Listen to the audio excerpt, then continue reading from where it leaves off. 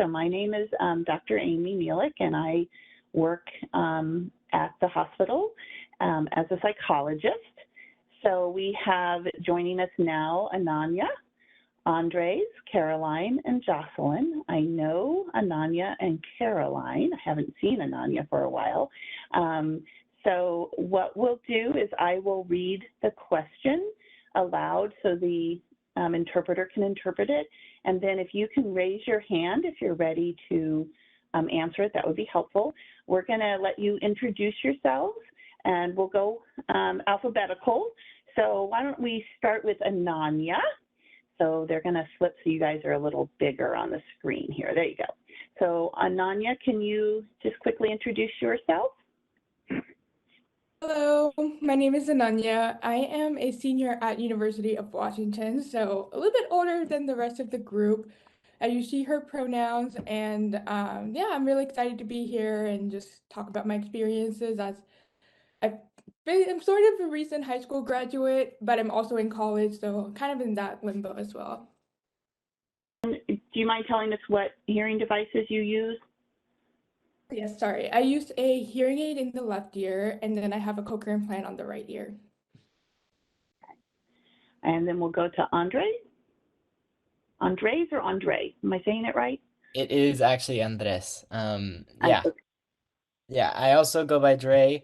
But yeah, I'm first year here at the University of Portland. My pronouns are he, they, él, ella. I was born with microtia, so I have let's see the proper terminology.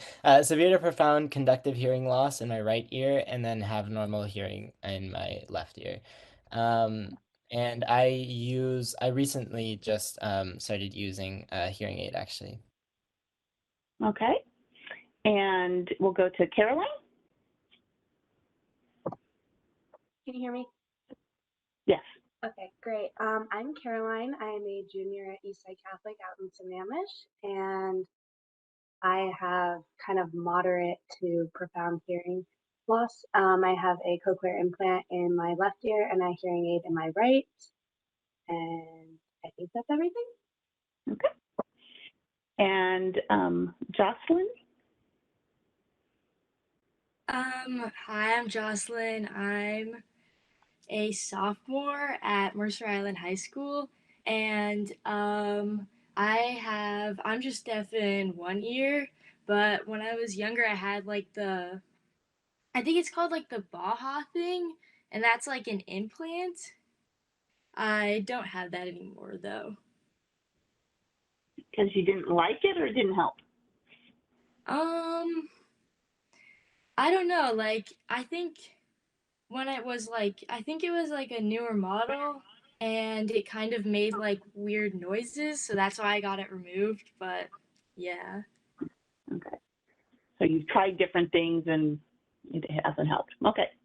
Well, thank you all for joining us. We'll see our first question. They're going to put it up here and I'll read it out loud. So, do you notice that you get tired from listening during the school day or after the school day? And if so, can you describe that feeling when, can you recognize when you're feeling tired from listening?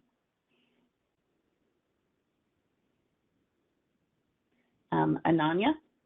Yeah, so I was actually just thinking about this. So last week I had a class where normally we have teacher assistants, and normally they're talking about something, and then we as a group talk together and just interact with each other, and that's usually like a classroom format that I appreciate. But we were finishing up the quarter and we had presentations, and so there's like about, I think, 15 presentations for that class, and each of them were like 3 minutes.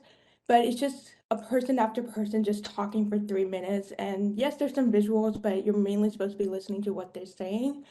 And I noticed that like part of like somewhere in between the presentation, I was completely checked out. I was not listening to any of the presentations. And I was like, okay, I need to start like getting myself back into there. So that's something that I do notice, is that I just start checking out like when someone is talking, and when I'm back here, like if I'm working on an assignment and I'm just exhausted, I start, zoning out and not really comprehending anything or anything that I'm doing. So that's what I've noticed. And I bet when with all those different multiple speakers, it made it really hard because you were trying to listen to people that maybe you hadn't had a lot of practice listening to. Do you think that was part of what made that hard? Yeah, I would say so, especially since not everyone's a strong presenter. They're not all like very good at making sure they interact with the audience, and I think that also messes with us a little bit as well. So, Okay, thanks. Andres? Yeah, okay. So to me, I want to preface this by saying that like before entering this panel, I'd never really heard of listening fatigue. And I think that just is a testament to the fact that this is like a lived experience. It's not something that like I really would have thought of in another way until, hearing more people talk about it. So, yeah, thank you to the adult panelists before us because it's really nice to hear. I think that like zoning out for sure, as you said, is like a major reaction, and like it just sort of happens when you're constantly having like information thrown at you. And the idea of it being an active listening activity rather than a passive thing is very much, I mean, I feel like it actually benefits me in terms of being able to understand certain things, but then again, it just becomes really taxing on energy levels as the day progresses, as we're going through everyday life things. I also think that in a classroom setting, I love group work and I love being able to interact with other people, but that's also one of the hardest things. Especially during COVID, when you do eliminate the like lip reading aspect of everything, it's incredibly difficult, and you're in like a group setting, so there's a bunch of people trying to talk to you, and then there's people all around us that are talking as well. So that loudness is has always really been something difficult, and what I've found I've had to do at times is preface the like conversation by saying I have a hearing disability. I can't. I'm gonna need you to repeat things or be to like the my like side that I can hear more out of. So yeah, yeah. Okay. Caroline? Yeah, so like one time when I really noticed like my listening fatigue is like at lunchtimes, like we sit like at a table and it's like loud, like surrounding you everywhere. And so that's always been like I've noticed like, oh, it's like my friends are like scrolling on their phones and then they'll be able to just jump into the conversation. And then I notice like, oh, I can't do that. Like they're all just sitting there and I'm sitting like actively listening to what they're saying when they'll just like pop into a conversation like midway through they're just like you said passively listening and I'm over here I'm like okay tell me everything like I'm really focused on what's going on. Okay, yeah, that's a great example. Jocelyn? Yeah, like also for me at lunch, sometimes they'll be like, "Can I switch sides with you or something? Because I can't hear you," or I'll be like same with you. I'll have to be like really invested in the conversation because otherwise it's just like I'll miss things and then I'll have to be like, "Can you repeat that or something?" And that's hard. Do any of you realize that you get, like you come home from school and you take a nap, or you wish you could take a nap? Do you find the adults talked about being called good sleepers? Do you feel that you physically are tired, or is it just mental tired? Andres? I think it really depends on the circumstance. Like I've also been told I'm a good sleeper, but in the joke that like I can sleep on the side that I'm able to hear out of, and then I can not have hearing aids in. So, um, but yeah, I really think it's dependent on the circumstance. Like, I think like there's obviously, especially being in college, like the caffeine dependency that we go through as students. But then it's also just like a matter of, yeah, mental fatigue when you're in classes, but also what I've noticed, I'm a music performer, so we have to do a lot of intentional listening and reaction because I do like jazz music, which is improvisational, and all of that. When you're outside of a performance, after performance, it's the fatigue, especially with this idea of yeah, being deaf. Like it's incredibly difficult to have energy and maintain energy when you're in that circumstance specifically because it's even more like having to work with sounds and having to process everything intentionally and yeah. Yeah, so it really just depends on the situation for me. Ananya? Yeah, so I remember talking with my parents. I would always be like, "Oh, I'm really tired. I really feel sleepy." And after listening to the adult panelists, I'm starting to realize that that might have been just listening fatigue, just from a long day of school that kind of just carries on to the next day, even. So I don't know if I would say I feel physically tired, but I definitely do feel mentally tired, and that kind of also translates to me feeling just sleepy and just wanting to take a nap. I remember my freshman year before the pandemic started, I would come back after a school day and just take a long nap just because I was so exhausted all the time. I also did not take very good care of myself, so that also played a role in it. But yeah, I would take like, I swear to God, 3 to 4 hour long naps. And it was a really unhealthy habit for me. So now when I come back from school, I've developed new strategies that I can tell you more about later. And that's really helped me just kind of recover from the day and recover from the fatigue. Yeah. I want to make sure we get your strategies. Let's see, is there another question or should we just, okay.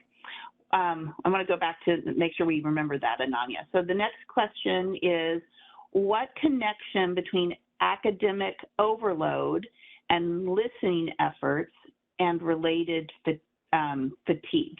So what are the connections between kind of the academics, the listening, and then your fatigue? Do you see connections between those? I think you kind of hinted towards certain situations were harder, that pressure maybe you're putting on yourself, that overachievement that the adults mentioned. Ananya? Yeah, I could speak a lot on that. I'm a pre-med student, so I'm required to take a lot of really, really tough classes. That includes biochem. And when I started biochem, it was sort of in the limbo between transitioning from online school to back into in-person school. So what we would do is we would be required to watch like these lecture videos that were recorded. They were only like 15 minutes, so you wouldn't think they would take that long, but because there's so much information being thrown at you, they would end I ended up with taking like 3 hours to finish that entire lecture. And yes, I took breaks in between, but it was already really exhausting. Now, throwing in the listening aspect of it made it such an exhausting process.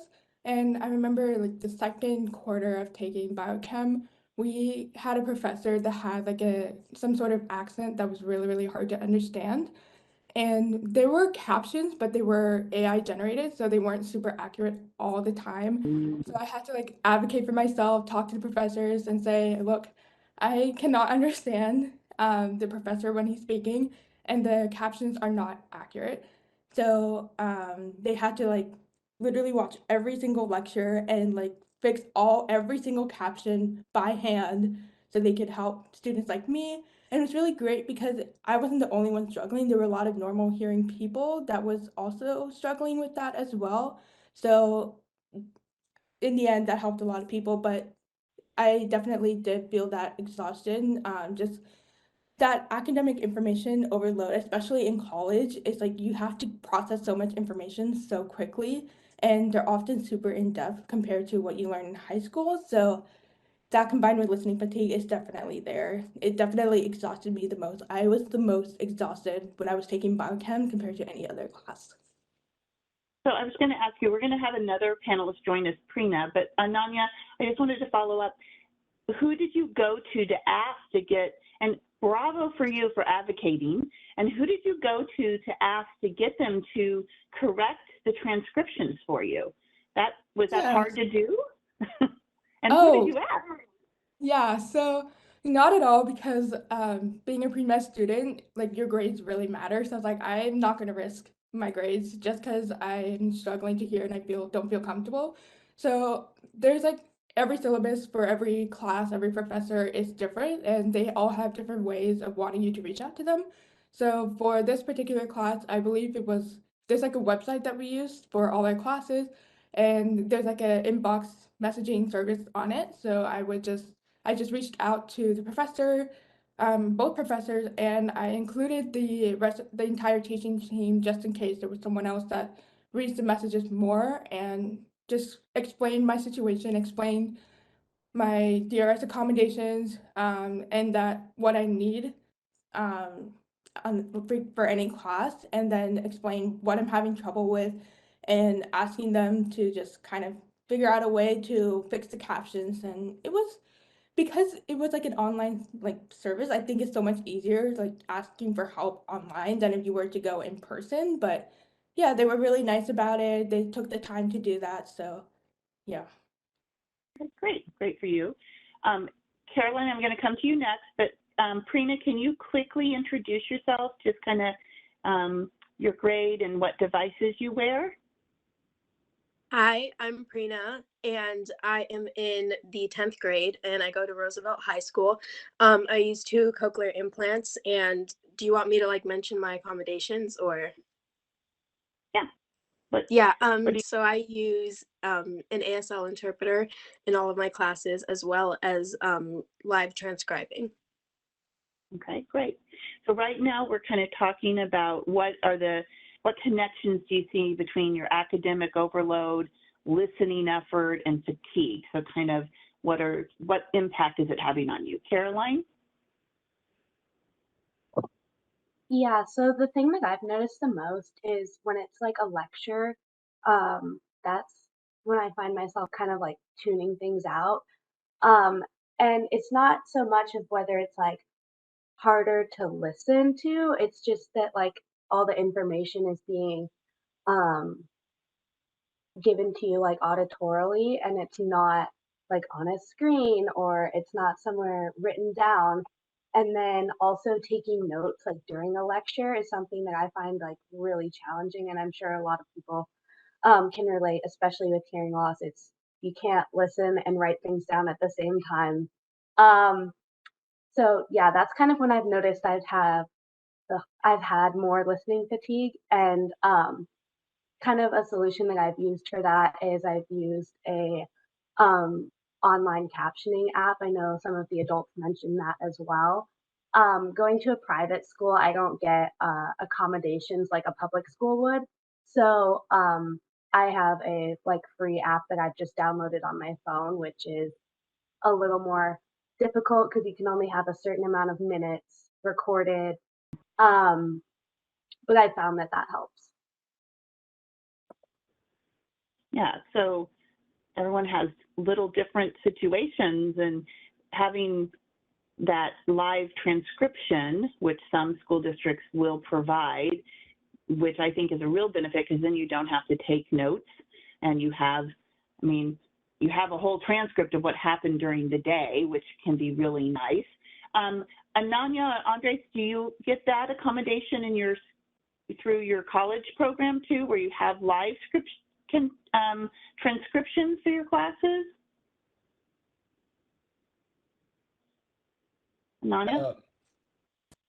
Yeah, so I remember I did ask for like some sort of live transcription or some sort of like note-taking service. Interestingly, though, they said they were kind of hesitant to do that at UW, but they did try to provide me with accommodations. They tried to provide me with some sort of FM system, and like there's this app that you can take where you can record, like I can't remember what it's called, but you can record the lecture and then take notes alongside it. And then if you click on a word that you like typed out, it'll take you to a spot in the audio that's matches with it. I tried that. It didn't work very well for me just because for me, like those were like that was back in freshman year and I was taking big classes that were recorded anyways, and I had access to those recordings and they came with like live transcription as well. So honestly, my experience with UW DRS or disability accommodations was kind of disappointing, but I think that's also because UW is already built in with so many accommodations in the first place, just because there's a lot of students that struggle with like live lectures, regardless of what disability they may have. And so, yeah, so I never really had to, worry about the kind of accommodations I needed because I already felt like it was already built in. So I do like appreciate the live transcription and like those video recordings that a lot of classes provide. Andres? Yeah, I mean, similar to that, I really like haven't looked into accommodations in that sense, but what I have done is like taken advantage of the like recorded sessions and the like how we were talking about advocacy in the last panel and everything. One thing that I will always do is like tell my teachers right away that like I may need things to be repeated, or I'll try and sit at the front of the classroom in order to like be able to hear better. And yeah, I think that's it. Okay. All right, the next question should be come up on the screen. Does your fatigue experience itself express itself in other ways than just tiredness, such as seemingly hyperactive in more physical ways to distract yourself from the mental fatigue? So do you think that sometimes you kind of might appear a little hyperactive because you're trying to physically do something to keep yourself more mentally engaged? Or does it show up does your listening fatigue show up in other ways than just kind of being tired? That makes sense to you guys? Okay.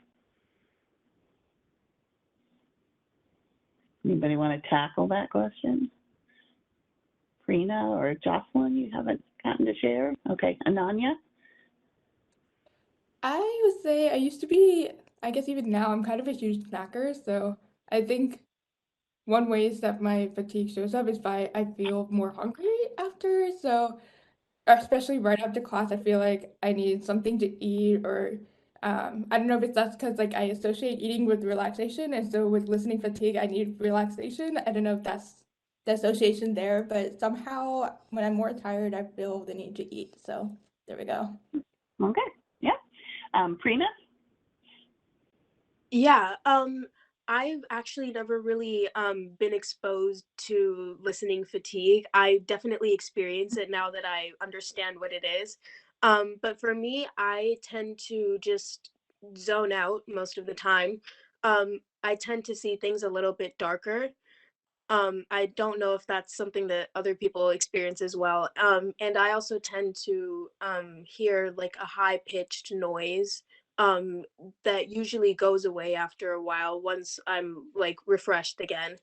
But I tend to hear this weird like noise. The note changes every time I start to experience listening fatigue. But I think that sometimes, depending on who I'm around, I do tend to get excited and hyperactive. But if I'm in an environment where, so like, not to be rude, but like if I'm in a boring environment where people are just very, very mellow, um, I tend to like start being interested in what they're saying, and I start to all of a sudden like being in that environment. Versus if I'm in an environment like with my friends, for example, if I'm having a lot of fun, sometimes with listening fatigue, I'll tend to like die down my energy. Um, don't know if that makes sense, but that's what happens to me. Okay, thank you. Jocelyn?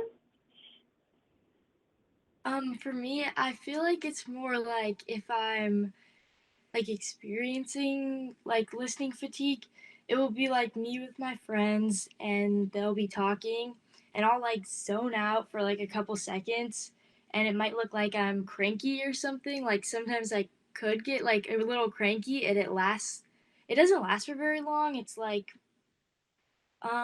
probably like 10 seconds of like me looking like cranky and tired and then I just like snap out of it and then I'm like engaged in the conversation, but it's just this like weird like pause. I don't know, like of zoning out and like looking a little cranky. Okay, Andres? I think again, yeah, it's dependent on the situation for me. And the way that I zone out or choose to zone out a lot of times I've realized is that like I love prioritizing my alone time. Because within listening fatigue, you eventually it's like yeah, you can't handle having conversations always as much as like I love talking to people. It's like I need to put on my headphones and walk to a different class or walk and be alone because that is my way to reset with my fatigue, and it is what I've realized like helps me the most. And it is kind of ironic that it's like you're resetting listening fatigue by listening to something else, but it's just that idea of being able to be alone, have your time to your thoughts, and not having to process everything um, uh, from a hypersensitive perspective. I was going to ask you, when you put your headphones on, do you have music going or do you just put them on to have quiet? Well, okay, so that's actually an interesting thing. For my experience, at least, something that I've noticed, especially with um, all that we've talked about, is that oftentimes I will put my headphones on to basically show that I don't want to be talked to, especially if I'm walking around in a campus, because it's so easy to have someone say hello and me not be able to hear it, or someone talk in my direction and then I think that they're talking to me, but it's someone else because like I'm trying to be really active and engaged with everyone. And so it's not again that like I'm trying to avoid people. It's just that it is it feels like a burden at times to constantly be asking for people's understanding with this with what we have. So yeah, and answering specifically to your question, I often like to listen to music because that's just me. I'm very like music is a massive part of who I am. But the times where I really prioritize quietness is actually like before going to sleep or things like that, because that allows me to sort of reset before the next day. And I think it's also important to note that it isn't something that just goes away with sleep as well. Like you said, Ananya, I'm sorry if I said that wrong, but I yeah, it's really really important to note that like this doesn't just like go away over time, or it's like a reset within each day. It's just something that like we have to live with, and it's again back to that lived experience aspect of it all. Just a constant, right?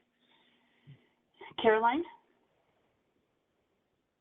Yeah, kind of like Andres was saying, I've noticed that like sometimes if I also don't want to talk to people, I'll put in music. Like I have Bluetooth that connects to my phone.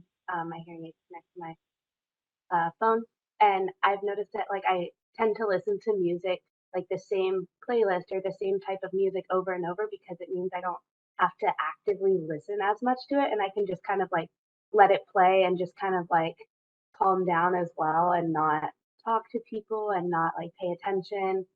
um, yeah, so that was kind of one thing that I noticed that maybe might be different than other people using music just to listen to music, when sometimes I use it just playing the same playlist over and over to kind of calm down and reset. Okay.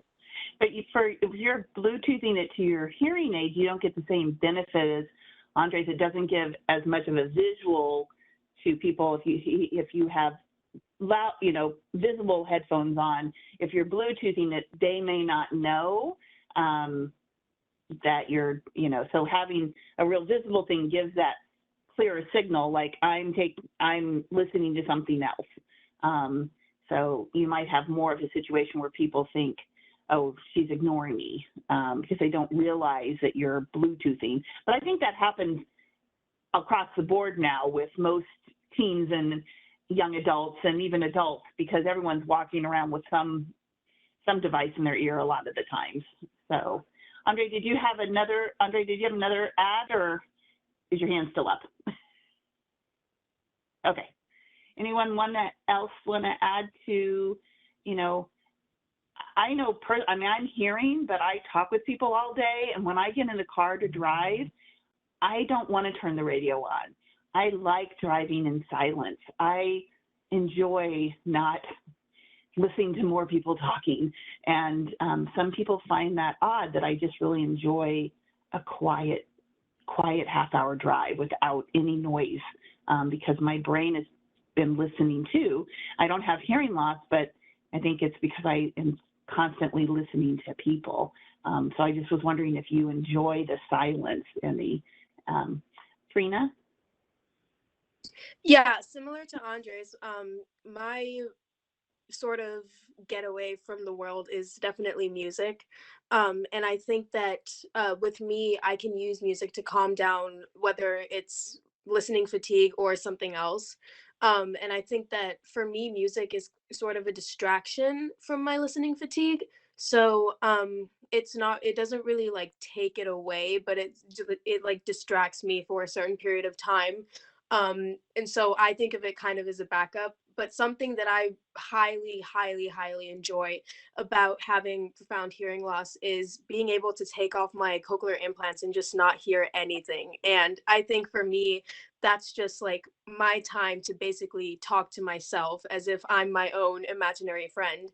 And I really, really think that that's like if people, I get a lot of people that tell me, oh, it must be really hard to be deaf. I'm like, yeah, it is, but that time when I can take off my cochlear implants is definitely something that I will never take for granted because it's something that hearing people don't really get to do, and like not in a rude way, but like it's definitely something that I think has kept me going, and is something that has been able to like keep me, like wind me down in a way. So like it's something that like keeps me up at night. Sometimes I do get really peaceful sleep, but I think that having that me time at night is like, it's a bummer when I can't really get up in the morning, but at the same time it's just amazing to see that I can like be able to calm myself down. So I think that that's, I don't really hear a lot of people talk about that, like with like people with cochlear implants. They don't really talk about how they can like just take off their cochlear implants and not be able to hear anything and just sit down and have conversations with themselves. I think that's great. You should be your best friend. Ananya? Yeah, I wanted to say like what Prina said, I definitely felt that too. I still joke about it every now and then that, me having hearing loss, I can still like customize my hearing. I can pick like how loud I want it to be, how sensitive it is, and how like whether there's background noise or not. It's just, yeah, that's what hearing people are missing out on, is having custom hearing, which I think is funny sometimes. But yeah, I wanted to go back to Caroline's point about having a playlist, and like playing that over and over again. I also am like that too. I have a playlist that I just play over and over again, and I kind of exhaust myself with certain songs, but just that familiarity with it kind of helps as well. I've also noticed that sometimes when I come back and I decide to take a shower, I won't put my hearing aids back on, my hearing aid and cochlear implant, and just kind of appreciate the silence that's combined with like a relaxing shower. That's also helped a lot. I think when you have like the hearing aid and cochlear implant on, you're on edge. Like you think that there's going to be a sound that you need to be aware of, that someone's going to start talking to you. And so being able to take that off means that you don't have to listen. You can just take a moment to just be by yourself and appreciate the silence. So I think that's something that I've noticed with having listening fatigue, is being able to do that. Okay. Jocelyn, do you want to add something? Yeah, for me, I feel like Hold on, Jocelyn, hold on just a second. Let's get the interpreter back on. They're not showing. I don't know where the interpreter went. There we go. Okay, go ahead, Jocelyn. yeah, for me, I feel like I'm less into like more music, but I am more into like TV shows, and I kind of do the same thing like with playlists. Like I'll re-watch the same TV show over again because it's easier for me to like not focus on the TV show. Like watching new stuff is like exhausting because you have to focus in on it and stuff. But yeah, I feel like it's definitely easier just to like rewatch like TV shows that you've already watched.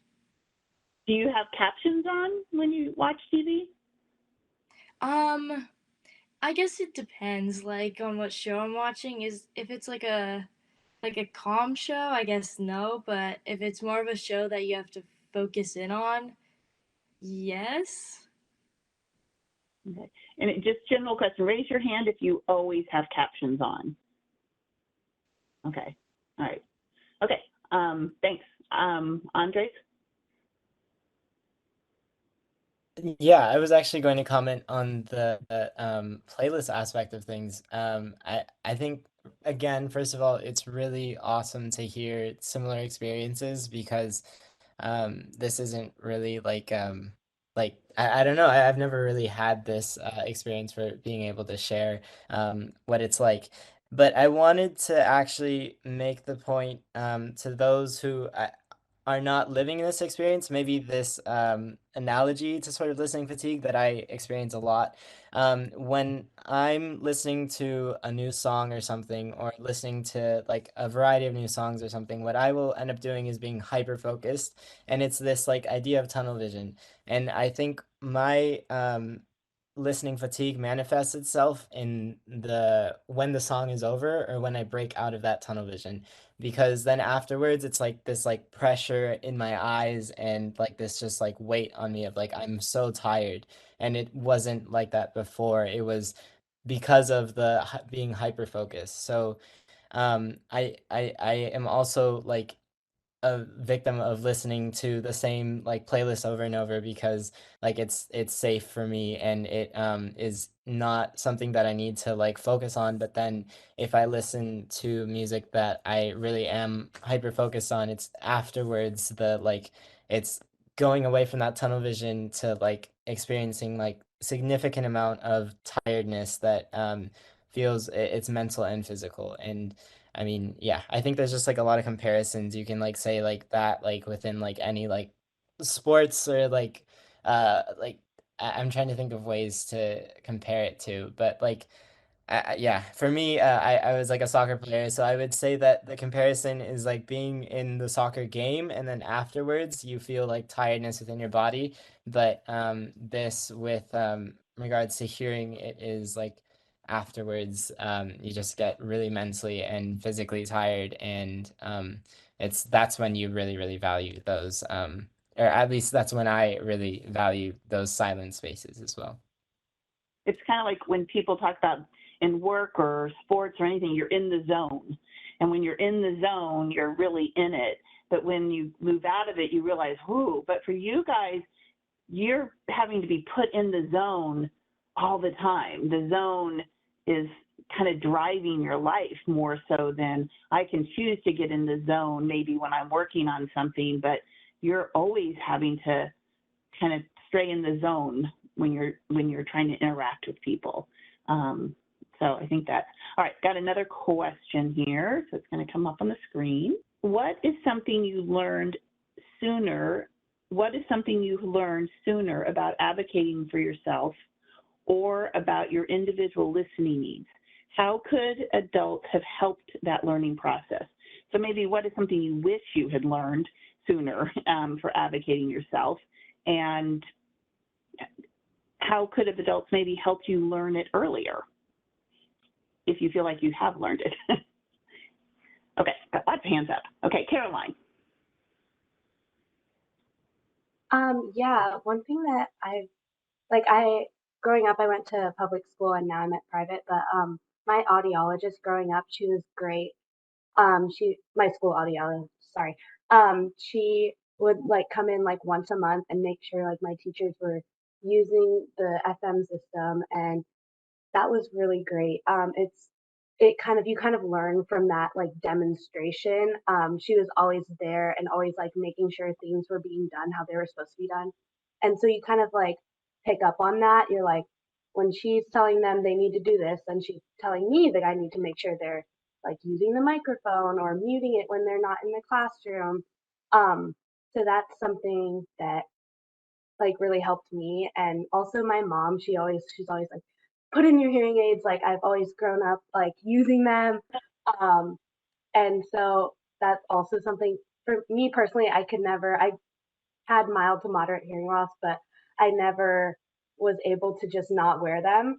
I wouldn't be able to hear without them, and I didn't grow up learning ASL, so that was kind of my only way of communicating with people other than reading lips. Um, which I'm probably not the best at that. But it kind of like makes me know that I have to keep going with using them and advocating for myself, because without that, I'd pretty much be on my own. Yeah. Okay. Andres? Yeah, I've been reflecting with this type of question for a long time, because I mean it's hard to try and like put into words our own lived experiences and synthesize it for those who have like normal hearing and stuff like that. Um, I wanted to say like one thing um that I think could help a lot of people in terms of understanding this experience is the fact that, like, it is really tolling to constantly have to ask for accommodations and to ask for certain things. Like, a giant part of my identity is asking what and saying, like, can you repeat yourself? And to a lot of people, that eventually gets to a point where they're like annoyed and frustrated with it. There's always this. I think one of my biggest triggers is people saying "never mind," because Mm, it's like I. It's not that like I am trying to ignore you or that I can't understand you. It's that like I just need you to repeat it. So I really think that it is. I don't want understanding or for you to know what this is like. I just want you to hear me when I'm saying that like I need repetition or I need different accommodations.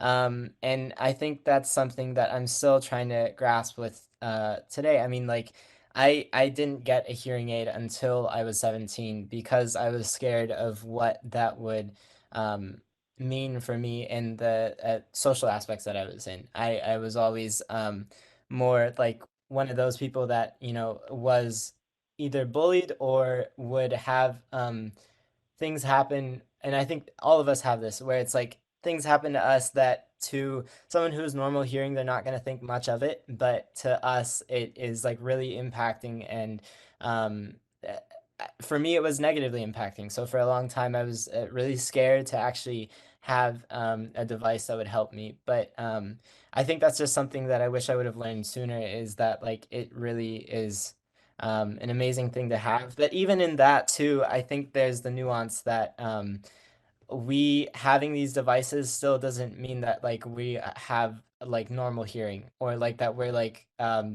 I hate the idea of it, but like that we're normal. Like we have still our own experiences. We still have, I think, like a lot that needs to be done in terms of like technology and accommodations to like help us. Because again, it's not about like understanding our experiences. It's just about how we can live and not have to have this separation between normalcy and who we are. I think it's just our own identity. great. Thank you. Prina? Yeah, so my family immigrated to the US about 5 or 6 years before I was born. So they basically had no clue about how to help me and how to support me. So, in a way, now looking back on it, I see it as my parents sort of handed me off to the DHH community to support me better and to basically raise me within the DHH community. And that's something that I'm very, very fortunate for. Um, and I think that I I am very much now in a mix, like 50-50, of being within the hearing community and the DHH community. But something that I never really realized growing up is that nobody really cares. Like, if you have to go up to the teacher and give them an FM, or if you need to, like, if the interpreter needs to stop to, like, ask someone to repeat themselves because they couldn't hear what was said, nobody really cares. And I think growing up, I was really, really insecure about, like, oh, I have to go give the teacher the FM. Maybe I should do it in 5 minutes, or maybe I should do it now. And I would kind of have to like count myself up. I'm like, okay, 3, 2, 1, we're going to stand up and go give the FM to the teacher. And being in high school, I've kind of just realized that nobody cares if you have to get up and give the teacher the FM. Nobody cares if you have to like ask the teacher a question. Nobody cares if you have to ask the teacher to repeat themselves. And obviously, it is like annoying. Like I personally do get annoyed sometimes of myself for constantly having to ask people to repeat things. But in the end, a lot of people just don't care, and I think that that's something I wish I learned sooner. That way I wouldn't have been so like anxious and insecure about or advocating for myself. And I think that that's something that the upcoming generation of deaf and hard of hearing kids will definitely want to learn sooner, is that nobody cares, and like the world does want to help you. It's just you have to be confident, and you have to like stick up for yourself, and you have to, if you don't voice your concerns or your needs, then nobody can really help you when they want to help you. And I think that that's something that should definitely be learned sooner than I did. All right, and we'll wrap up with Ananya. Yeah, so we all talked about accommodations that we all love and use, but and to like add on to Prina, like everyone will try to help you in this world, but I have had like experiences where people tried too much to help me, and it felt like I was being over-treated in a sense. So when I grew up, my parents advocated for me so hard. They went to the school audiologist, they took care of everything, and I'm so grateful for them for that. And the school audiologist was amazing. And I remember beginning of my elementary school experience, I loved the FM system. I loved that I went straight to my hearing aids. It was really, really helpful. But then as I got older, the classroom was, instead of just like the teacher teaching the students, it became more interactive. It's more discussion based. And that continued all the way to high school where I did IB, and IB is just all about discussion. Like there is fewer teacher like talking to you, and there's more discussion with students. So I think with the FM, it was just overstimulating because teachers were already wearing a microphone in the classroom, and then on top of that, there was the microphone going straight into my hearing aids, and that was already super loud. And then I was constantly having to switch back and forth to being like, okay, now I have to turn off the FM system so I can discuss with the students, because if the teacher doesn't turn it off and they're talking to a student, I'm going to hear that and I'm going to miss out on the discussion. So that's when I realized I had to advocate for myself. Like, these are too many resources. I appreciate having these resources, but it's too much and it does not work for my needs. And being able to accept that, like, not everything that's designed for a person with hearing loss or with deafness is going to help you, and recognizing that will help you as well as recognizing what you need for these kinds of accommodations. Great. Thank you, guys. That is wonderful. Thank you all for sharing, and I appreciate things that I can learn and I can add into group. And I may be asking some of you older people to come back and talk to my group, because I love having more experienced people come and share. So thank you very much. I'm going to pass it back to Thank you. Dr. C. Yes. Thank you, everyone, for participating in the panel and sharing your experiences with us. It's so useful, and I think we could listen to you easily for another hour. But we are going to take a break now. It's really inspiring to hear the young adults and the other adults, just kind of how you've navigated the experience, and so I'm sure we'll be wanting to hear more from you, and it's great to hear Dr. Gustafson, who had focus groups to talk about your experience, and because that's really an incredibly valuable part of understanding what listening related fatigue looks like, what we can do to help. So thank you.